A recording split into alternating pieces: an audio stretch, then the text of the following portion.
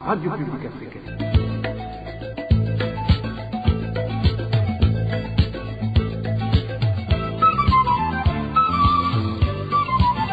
Radio Publique Africaine.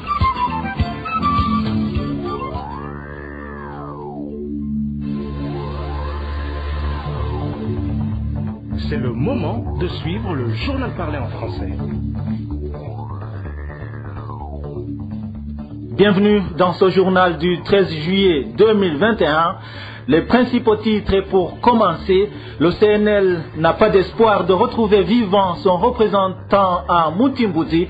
Dans sa déclaration, le parti d'Agathon Rwasa demande à la justice d'arrêter et de punir sévèrement ceux qui l'auraient exécuté. Et le Burundi, classé parmi les pays où la propagation de la Covid-19 est des plus élevées, l'on va parler des recommandations de l'Agence américaine de la santé publique pour les voyageurs. La réforme agraire préconisée par le chef de l'État ne tient pas compte des études préalables selon l'analyste que vous suivrez au cours de cette édition. Le développement, c'est tout à l'heure.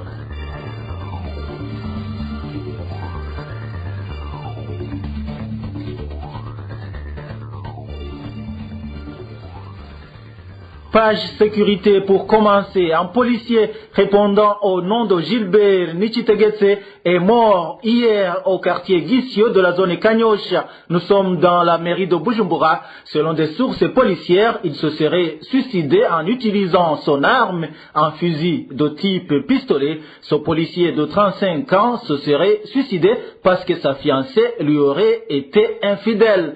La sécurité, c'est également ces 27 cadavres qui ont été découverts dans les communes de la province Cibitoke au cours des 3 derniers mois. C'est un bilan dressé par le gouverneur de cette province lors d'une réunion de sécurité. C'était hier. Le procureur du parquet de Cibitoke a indiqué que les dossiers judiciaires ont été ouverts pour les victimes qui ont été identifiées. Plus de détails avec Eric Nyonzima. Cette réunion de sécurité a été tenue par Karem Elizoza, gouverneur de la province Cibitoke, à l'intention des administrateurs des communes de cette province.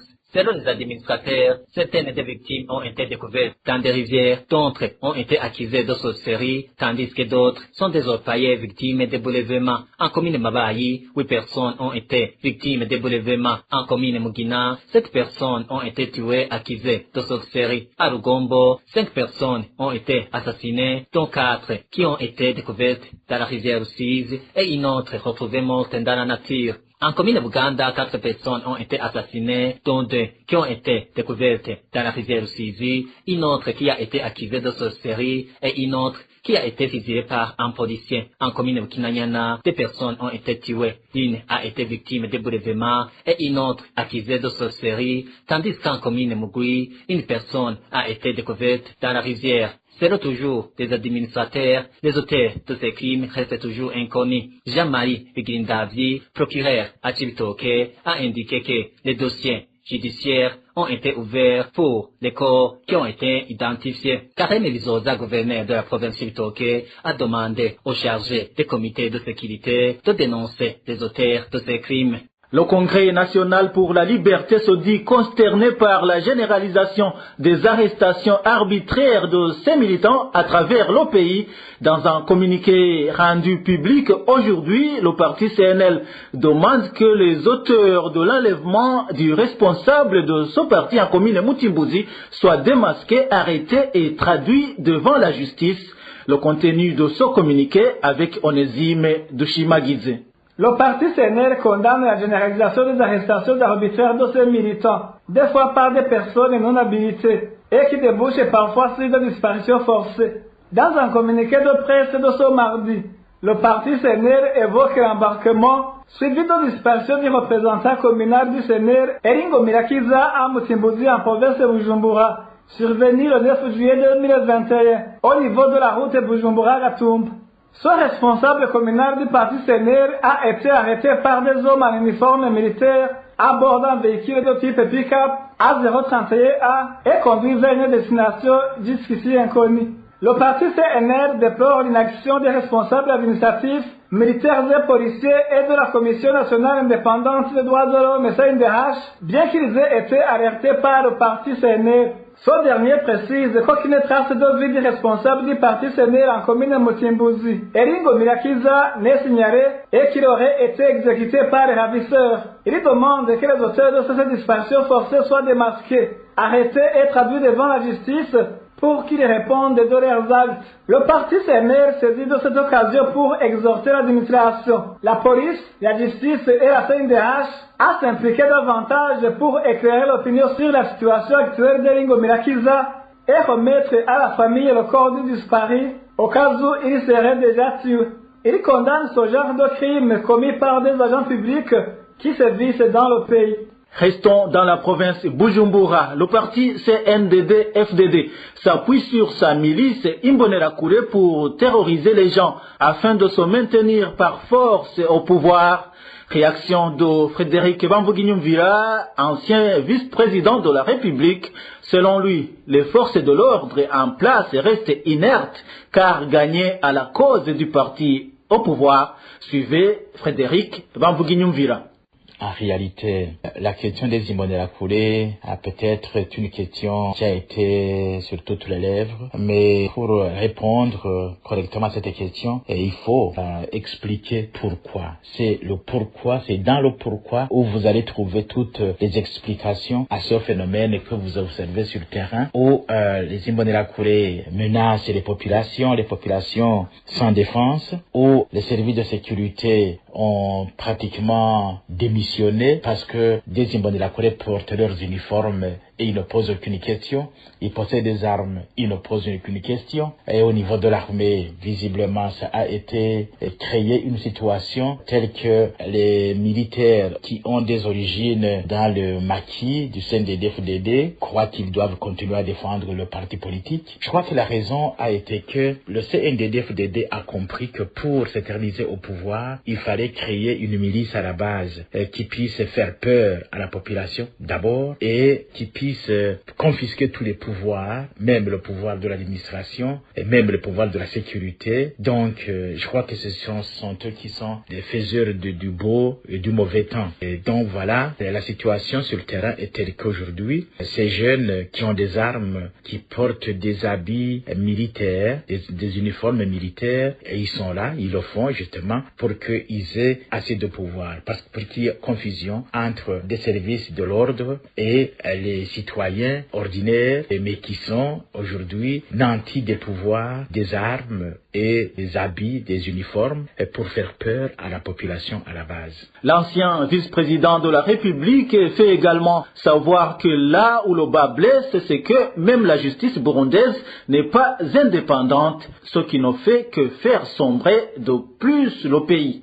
La justice, par rapport aux crimes commis par ces Imbonerakure, la justice a presque démissionné parce que ces jeunes bénéficient de la protection du pouvoir. Voilà la réalité du terrain. Donc le CNDD a compris que la seule solution c'était celle-là, mais à côté de cela, il a essayé de justement diviser l'armée en plusieurs morceaux. Et dans ces conditions, la question qu'il faut plutôt se poser, où se trouve la sécurité des citoyens? Elle est dans les mains des milices Imbonerakure. L'autre élément, c'est que par rapport aux crimes commis par ces jeunes, aujourd'hui, si tu es victime, tu ne peux porter plainte nulle part. Nous avons des exemples qui sont plutôt légion, d'autant plus qu'aujourd'hui, n'importe quel citoyen, pour autant qu'il descende des FDD, il peut traquer n'importe qui et la justice démissionne. J'ai des exemples très récents. Si je devais les donner, je les donnerais.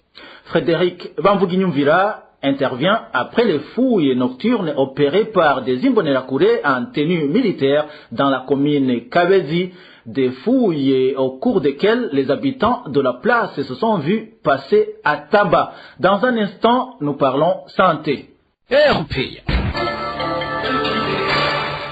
Le Burundi est classé parmi les pays dans lesquels le risque d'attraper la Covid-19 est le plus élevé dans le monde. L'Agence américaine de la santé publique qui a fait ce classement conseille aux voyageurs de ne pas se rendre dans ce pays. Emmanuel Niungeko. Les voyageurs doivent éviter de se rendre au Burundi selon le Centre pour le contrôle et la prévention des maladies. La principale agence de santé publique des États-Unis classe le Burundi dans le niveau 4, le niveau qui regroupe les pays du monde où le risque de propagation de la COVID-19 est le plus élevé. Selon le CDC, les voyageurs qui sont obligés de se rendre au Burundi devraient bénéficier d'abord d'un vaccin complet avant de décider d'y aller. Même après avoir reçu les doses complètes du vaccin, les voyageurs risquent d'attraper et de propager la COVID-19 au Burundi, signale le Centre pour le contrôle et la prévention des maladies. Compte tenu de la situation actuelle au Burundi, le CDC conseille aux voyageurs de respecter les mesures prévues dans le pays, de porter le masque et de respecter la distanciation physique d'environ 2 mètres. Parlons économie à présent. La Banque de la République du Burundi, BRB,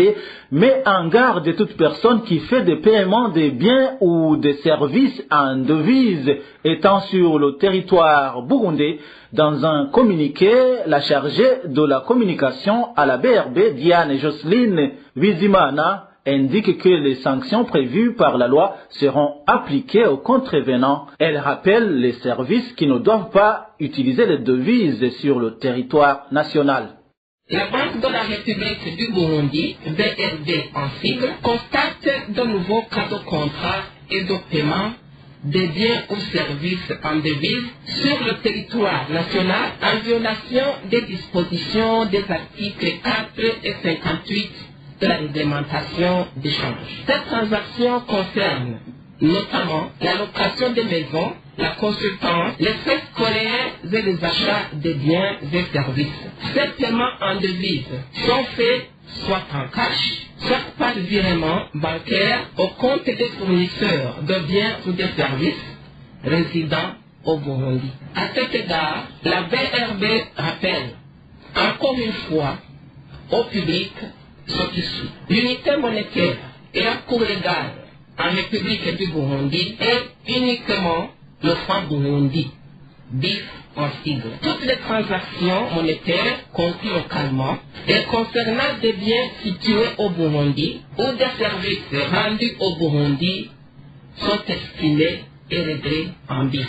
Les prêts ou garanties en devises aux résidents sont interdits, sauf dérogation de la BRB et à condition que ces prêts soient destinés au paiement en devises des importations. La facilité offerte aux résidents de détenir des comptes en devises n'est pas une autorisation de conclure des transactions en devises entre résidents pour le paiement des biens situés au Burundi ou des services rendus au Burundi. La BRB rappelle que les contrevenants s'exposent aux sanctions prévues par les lois et règlements en vigueur. En outre, Diane Jocelyne Bizimana précise qu'il y a des services qui peuvent facturer en devises pour les non-résidents au Burundi et indique que les devises sont utilisées dans le commerce frontalier en respectant les plafonds pour certaines marchandises. Les services rendus aux non-résidents par les compagnies aériennes, les agences de voyage, les compagnies et agences de transport international, les transitaires, les services chargés des frontières et des étrangers, les services portuaires et aéroportuaires et l'autorité fiscale peuvent être facturés et réglés en devises. Toutefois, il est interdit à ces prestataires de services d'exiger aux résidents d'effectuer des paiements en devises. La BRB saisit cette opportunité pour clarifier l'article 18, alinéa 3 de la réglementation d'échange, qui stipule que la validation d'une déclaration d'importation, DI en sigle, n'est pas exigée pour les transactions commerciales transfrontalières. Par transaction commerciale transfrontalière, il faut entendre des transactions de bon voisinage ou des opérations commerciales de détail effectuées par des habitants proches des frontières du Burundi et dont la valeur avant l'embarquement d'origine ou valeur FOB en sigle est inférieure à $3 000 américains pour les produits chimiques, alimentaires et pharmaceutiques et à $5 000 américains pour les autres produits. Gouvernance sans transition, la stratégie de concentration des terres agricoles préconisée par le président de la République, Évariste Ndayishimiye, dans sa politique agraire futuriste, ne tient pas compte des études préalables. L'économiste André Nikwigise explique que l'analyse de la situation foncière devrait plutôt précéder une telle vision. Suivez plutôt l'économiste André Nikwigise. Aujourd'hui, il faut nécessairement une vision globale qui tient compte des contraintes socio-économiques du pays et qui implique également tous les acteurs politiques qui avaient été à la base, qui ont passé plusieurs années à discuter de la question et à lui trouver des solutions adéquates. Aujourd'hui, ce il faut élaborer une nouvelle stratégie de développement rural qui intègre également la question foncière, parce que c'est une question qui touche à beaucoup d'aspects de la vie sociale des Burundais. Il touche sur les droits successoraux, sur les droits de propriété, il touche sur le règlement des conflits fonciers entre les populations. Tout cela doit être analysé avant d'adopter une telle réforme, une telle politique qui est prise à la légère, disons, par une simple déclaration, sans une étude préalable de tous les aspects de la question. L'économiste André Nikwigise suggère au gouvernement d'associer plutôt les acteurs qui se sont attelés sur cette question dans le passé. La question foncière au Burundi est une question fondamentale. Elle date déjà de 1993 avec l'entrée en fonction du pouvoir à Frodebu, avec notamment la pression des rapatriés qui avaient fui les conflits interethniques des années antérieures. Aujourd'hui, il est revenu sur le tapis parce que le pouvoir en place veut opérer un changement de pouvoir politique entre les tenants du pouvoir CNDD-FDD et les anciens propriétaires fonciers qu'on qualifie de Tutsis qui ont dirigé le pays depuis l'indépendance. Malheureusement, ce que le pouvoir en place veut faire semblant d'ignorer, c'est que cette question a été longuement débattue lors des pourparlers des accords d'Arusha. Il y a des réformes qui avaient été préconisées. Il est regrettable de constater que 21 ans après l'adoption de l'accord d'Arusha, rien n'a été fait. Et malheureusement, aujourd'hui, le CNDD-FDD veut prendre des réformes à sa manière, sans tenir compte de ce qui avait été décidé par l'accord d'Arusha. Il veut prendre les propriétés aux grands propriétaires fonciers et les distribuer comme il entend à qui il veut. Et ce n'est pas dans cet esprit que l'accord d'Arusha avait pensé régler cette question. Je pense que au moment venu, le pouvoir CNDD, FDD appellera les acteurs politiques qui ont été à la base de ces questions. Autrement, aussi longtemps qu'on n'aura pas adopté cette approche, on risque de retomber encore dans les conflits interethniques qu'on voudrait bien éviter. À Cibitoke, les conséquences de la destruction de leur culture affectent déjà les habitants de la colline Rukana 2 de la commune Rugombo, détruite par la Cogerco. Alors au stade de la récolte, les propriétaires de ces cultures manquent et de quoi manger et de quoi vendre pour satisfaire à leurs besoins. Les détails avec Eloge Kwizera. La compagnie de gérance du coteau, Cogerco, a détruit différentes plantations sur lesquelles ses habitants au Canada comptaient au quotidien, soit pour se nourrir, soit pour les vendre et subvenir à leurs besoins quotidiens. Privés de l'écriture depuis déjà une semaine, ils souffrent des conséquences. Un de ces habitants de Rukana 2, dépossédé par la Cogerco, explique l'impact de cet acte posé par la société. Ils ont détruit des plantations de bananiers, des palmiers et du manioc. Au quotidien, c'est la vente de bananes qui nous aide à rationner nos familles. Ce sont ces bananes qui nous aidaient aussi à payer les frais de scolarité de nos enfants. Ces habitants réclament donc que le domaine. La Cogerco a pris une décision univoque sans réconcilier. Il sollicite alors qu'il y ait une commission d'enquête pour résoudre ce conflit foncier.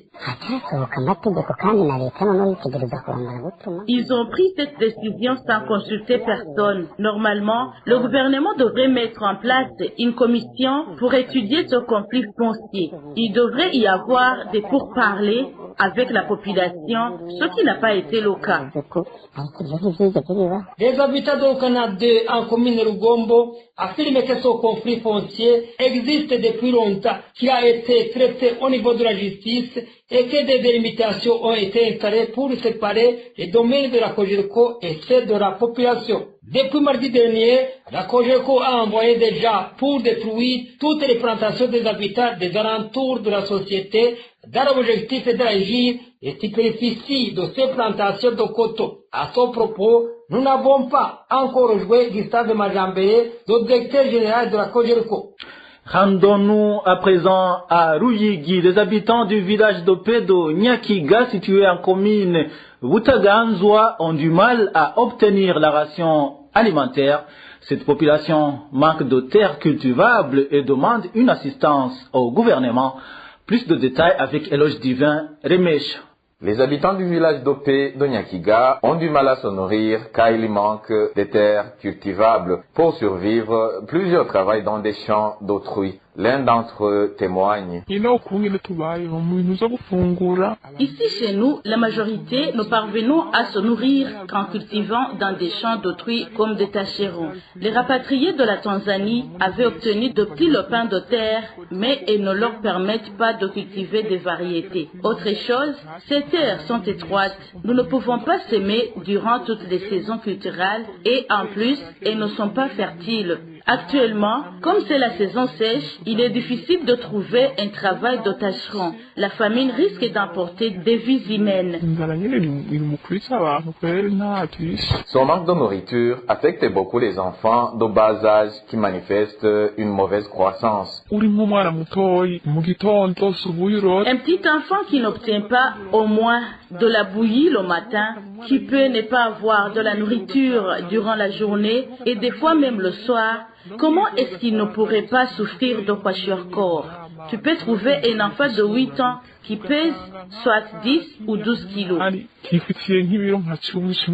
Ces habitants du village d'Opé de Nyakiga sollicitent l'aide du gouvernement pour obtenir des terres cultivables et des logements. Dans nos éditions ultérieures, nous vous parlerons d'autres problèmes auxquels font face ces habitants du village d'Opé de la commune Butaganzwa. Une courte pause et nous parlons éducation. Nous vous le disions dans les titres, les élèves du lycée La Colombe situé en zone Kanyosha crient au vol. Leur direction leur demande de contribuer un montant de près de 10 millions de francs burundais pour la location d'une salle qui abritera les cérémonies de remise de diplômes. Ces élèves demandent l'intervention du ministère de tutelle. Les détails avec Elvis Nyomungere. Les élèves qui sont contraints de payer cette grosse somme d'argent destinée à la location d'une salle devront abriter les cérémonies de remise de diplôme sur le finalité du centre de formation professionnelle CFP en sigle, ainsi que ceux de la section technique. C'est le rôle d'entre eux qui s'est entretenu avec la FPA. Il s'agit purement et simplement d'un vol erronté car le montant exigé est très exorbitant. On nous exige de payer chacun une somme de 30 000 francs burundais. Ils ont dit que cet argent est destiné à payer la salle dans laquelle se dérouleront les cérémonies de remise de diplôme. Mais cela n'a pas de sens car c'est beaucoup trop d'argent. Nous sommes plus de 300 lauréats, donc on parle de 9 millions de francs burundais. Y a-t-il vraiment une salle dans tel montant? Pire encore, révéler nos sources audit établissement, les directeurs menacent tous ceux qui ne seront pas acquittés de cette contribution de les priver de leur diplôme, ce que ces élèves considèrent comme un abus de pouvoir, en plus d'être injuste. Nous avons timé pour décrocher ce diplôme et il dit que l'obtention de ce document est subordonnée par le versement de ces 30 000 francs burundais. C'est la même chose pour les autres documents. Pire encore, C'est indigne ces élèves qui payent le minimum de 4 trimestres alors qu'ils n'ont jamais étudié au-delà de 3 trimestres. En principe, au niveau du CFP, nous les finalistes devraient étudier 4 trimestres, mais nous n'étudions jamais cette période au 4e trimestre. Il nous fait payer le Minerval comme il le fait pour les autres trimestres. Ça n'a pas vraiment de sens. S'il veut de l'argent, il doit nous laisser étudier ce 4e trimestre. Mais au lieu de ça, il ordonne aux professeurs de faire la moyenne des 3 trimestres. Ces élèves demandent aux responsables de l'éducation à Mérito Bujumbura et au ministre de l'éducation de s'impliquer pour redresser la situation qui prévaut au lycée de la Colombe. À ce propos, la rédaction de la RPA a joué Pascal Narimana, directeur du lycée de la Colombe, lycée dont il est le propriétaire, en plus d'en être le représentant égaré, et ce dernier a géré ne pas être au courant de ces faits. Parlons société pour clore cette édition. La situation humanitaire suite à la montée des eaux du lac Tanganyika qui ont envahi les résidences de la population burundaise ces derniers temps s'avère de plus en plus inquiétante. Dans son rapport de ce mardi, l'Organisation internationale pour les migrations alerte les différents partenaires dans ce domaine pour aider le Burundi à faire face aux défis climatiques. Le décryptage de ce rapport avec Danny Claire et Ratkoumva. Selon l'Organisation internationale pour les migrations, le Burundi fait partie des 20 pays les plus vulnérables au changement climatique au monde et l'un des moins préparés à le combattre en raison de la gravité exceptionnelle des risques naturels. Dans son rapport de ce mardi, cette organisation montre que jusqu'à mai 2021, le Burundi avait 127 775 personnes déplacées, dont 54% de femmes, et qu'environ 85% de ces déplacements se sont produits dans le cadre de catastrophes.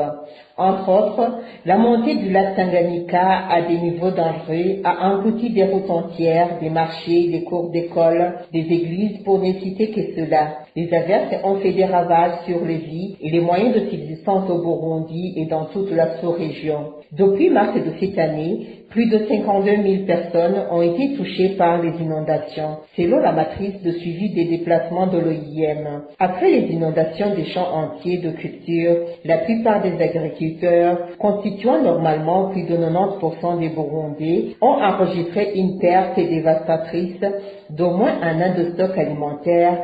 Pire encore, l'OIM constate que la réponse d'urgence au pays est chroniquement sous-financée. Selon le Bureau de la coordination des affaires humanitaires au Tchad, seuls 17% de 194,7 millions de dollars américains nécessaires au plan de réponse humanitaire au Burundi 2021 ont été atteints. L'OIM trouve que si le phénomène d'inondation considéré comme cyclique pour l'Institut géographique du Burundi continue en 2022, les destructions seront énormes. De son côté, la direction de l'autorité de l'environnement du lac Tanganyika au Burundi explique que cette situation nécessiterait alors un inventaire du coût économiquement et humain pour concevoir un plan de récupération. Face à ces catastrophes, l'OIM préconise plus concrètement de cartographier les zones à risque d'aléas naturels